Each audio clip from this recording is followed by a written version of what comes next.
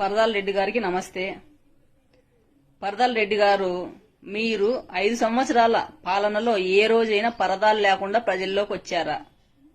మీరు కూడా హెచ్చుతగ్గులు మాట్లాడతారు. మీరు ఎక్కడికి వెళ్లాలన్నా పరదాలు కట్టుకునే వెళ్లేవాళ్ళు కదా.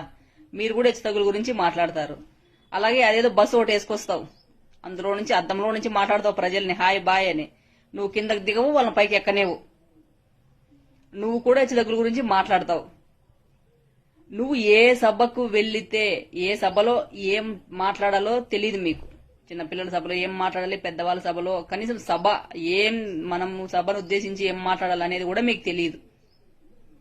మీరు కూడా హెచ్చుతగ్గుల గురించి మాట్లాడతారు. చింత చచ్చినా పులుపు జావలేదన్నట్టు ఉంది మీ పరిస్థితి ఇప్పుడు. మీరు ఒకవేళ అయ్యుండొచ్చు, ఎమ్మెల్యేగా అయ్యుండొచ్చు, ఎంపీగా అయ్యుండొచ్చు. అదేంటి, మీకు బ్యాక్గ్రౌండ్ ఉంది. ఎందుకంటే మీరు వైఎస్ రాజశేఖర రెడ్డి గారి కొడుకు కాబట్టి మీరు ఎమ్మెల్యే అయ్యుండొచ్చు, ఎంపీ కూడా అయ్యుండొచ్చు. కానీ పవన్ కళ్యాణ్ గారి పరిస్థితి అది కాదు. ఆయనకి ఏ రకమైన బ్యాక్ సపోర్ట్ లేదు. అది రాష్ట్ర ప్రజలందరికీ తెలుసు, మీకు కూడా తెలుసు. మీరు ఎప్పుడు స్క్రిప్ట్ లేకుండా అదొక పేపర్ తీసుకొని ఎప్పుడైనా స్క్రిప్ట్ లేకుండా మీరు డైరెక్ట్ గా మాట్లాడారా ప్రజలతో, ఆ పేపర్ చదువుకోకుండా? అది మీకు రాదు. మీరు కూడా హెచ్చుతగ్గుల గురించి మాట్లాడతారు. పదవిలో లేనప్పుడు పవన్ కళ్యాణ్ గారు మీకు చుక్కలు చూపించాడు, పదవిలో ఉన్నప్పుడు చూపిస్తున్నారు. ఆఖరికి ప్రతిపక్ష హోదా కూడా లేని పరిస్థితికి మీరే తెచ్చుకున్నారు. మీరు కూడా హెచ్చుతగ్గుల గురించి మాట్లాడతారు. రాష్ట్ర ప్రజలు మిమ్మల్ని 10కి ఎక్కువ 12కు తక్కువ చేసి పెట్టారు. మీరు ఇక్కడ గమనించుకోవాలి, కనీసం ప్రతిపక్ష హోదా కూడా లేదు. ఇప్పటికైనా మనము మంచిగా మాట్లాడడం నేర్చుకోవాలి అనేది. మీరు కూడా హెచ్చుతగ్గుల గురించి మాట్లాడతారు. ప్రతిపక్ష హోదా లేక మతి భ్రమించిందేమో అని నేను అనుకుంటున్నా. రాష్ట్ర ప్రజలు కూడా అదే అనుకుంటున్నారు.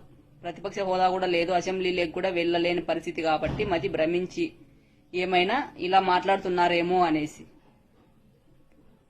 11 సంవత్సరాల పాటు నిలబడి ఏ బ్యాక్ సపోర్టు లేకున్నా మీ పార్టీ నుంచి మీ నుంచి వచ్చే ఎదురు దాడులను ప్రశ్నిస్తూ నిలబడి ఈ రోజున తీసుకున్న ప్రతి సీటుకు న్యాయం చేసి తీసుకున్న ప్రతి సీటు గెలిచి చూపించిన ఏకైక వ్యక్తి ఎవరైనా ఉన్నారంటే అది పవన్ కళ్యాణ్ గారు. పవన్ కళ్యాణ్ గారిని మాట్లాడే అర్హత మీకు లేదని రాష్ట్ర ప్రజల ఉద్దేశం. కాబట్టి మీరు ఏం ఉద్దేశంతో మాట్లాడారో ఒకసారి చూసుకోండి, ఆలోచించండి దయచేసి. అందరికీ నమస్తే. ఈ రోజున పోసాని కృష్ణమురళి గారి భార్య మీడియా ముందుకొచ్చి గగ్గోలు పెట్టి ఏడుస్తాంది. ఇంతకుముందు ఆ పోసాని గారు అసలు రాజకీయానికి సంబంధం లేని వ్యక్తులు, చిన్న పిల్లల్ని కూడా చూడుకోకుండా నోటికొచ్చినట్లు మాట్లాడినప్పుడు ఈమె ఎక్కడ పోయింది, చెవులో ఏం పెట్టుకుంది? అప్పుడు వినలేదా? అప్పుడు వాళ్ళైతే మనుషులు కాదు, వాళ్ళకైతే బాధ ఉండదు. మీకు మాత్రమే బాధ ఉంటుంది, మీకు మాత్రమే కన్నీళ్లు ఉంటాయి, మీకు మాత్రమే ఏడుపు వస్తుంది. మిగిలిన వాళ్ళు మనుషులు కాదు. ఆఖరికి చిన్న పిల్లల్ని ఎలా మాట్లాడాలని అనిపించింది. ఆ రోజున నువ్వు చెప్పుకోలేకపోయావా మీ భర్త గారికి ఇలా మాట్లాడకూడదు, ఇది పద్ధతి కాదని? ఈ రోజు మీ వరకు వచ్చేసరికి మాకు రాజకీయాలకు సంబంధం లేదు, మేము మానేశాము, మేము చాలా మంచి వాళ్ళం అయ్యాము అంటే ఆ రోజు అన్న మాటలు విన్న వాళ్ళు ఏమైపోతారు? కొంచెం కూడా తెలివి లేకుండా మాట్లాడతారు. మీకు వస్తే బాధ వేరే వాళ్ళు. అందరికీ నమస్తే. అమ్మ తల్లి రోజమ్మ, 9 నెలల కిందట పండుకొని ఇప్పుడు లేచినట్టున్నావు, ఇంకా నిద్రమత్తు వదలలేదు. కూటమి ప్రభుత్వం ఏర్పడి 9 నెలలైంది. నువ్వు అప్పుడెప్పుడో నిద్రపోయి ఇప్పుడు లేచి మాట్లాడుతున్నట్టున్నావు. 9 నెలలకు 9 సంవత్సరాలకు కూడా తేడా తెలియదు నీకు. నిన్ను పర్యాటక శాఖ మంత్రిగా మేము కొన్ని రోజులు భరించాము. ఇంత తెలివితేటలు, ఇంత నాలెడ్జి 9 నెలలకు 9 సంవత్సరాలకు తేడా తెలియని నువ్వు, నిద్రమత్తులో నుంచి బయటికి రాలేని నువ్వు మాట్లాడుతున్నావు.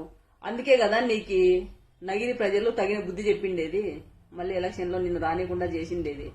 కొంచెము మాట్లాడేటప్పుడు కొంచెం చూసుకొని మాట్లాడాలా. ప్రభుత్వం ఏర్పడినప్పటి నుంచి ఇప్పటిదాకా నువ్వు ఏ కలుగులో దాక్కుని ఉన్నావు. ఇప్పుడు బయటకు వచ్చి అసలు బయట ఏం జరుగుతుందో కూడా నీకు తెలియట్లేదు. నువ్వేం మాట్లాడుతున్నావు నీకు అసలు తెలియట్లేదు. కొంచెం చూసుకొని మాట్లాడు ఇప్పటికైనా.